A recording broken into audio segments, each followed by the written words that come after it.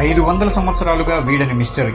1300 కిలోమీటర్ల ఎడారిలో 700కు పైగా చిత్ర విచిత్రమైన మంకీ, స్పైడర్, క్యాట్ వంటి అనేక ఆకారాలను బొమ్మలుగా ఎవరు గీశారు? 1500వ సంవత్సరంలో పెరు దేశ రాజధాని లీమా యొక్క 1000 కిలోమీటర్ల విశాలమైన మట్టి ఎడారిలో ఈ వింతైన ఆకారాలను మొదటిసారిగా కనిపెట్టారు. ఒక్కో ఆకారము 300 మీటర్ల వరకు వేయబడి ఉన్నాయి. మొదట ఈ భారీ చిహ్నాలు అప్పుడు నివసించిన ప్రత్యేక తెగకు చెందిన ప్రజల నాగరికతకు గుర్తుగా వాళ్ళు వేసి ఉంటారని అనుకున్నారు. వీటికి నాజ్కా లైన్స్ అని పేరు పెట్టారు. ఇవి దాదాపు 2200 సంవత్సరాలకు పూర్వం వేయబడినవని తేలింది.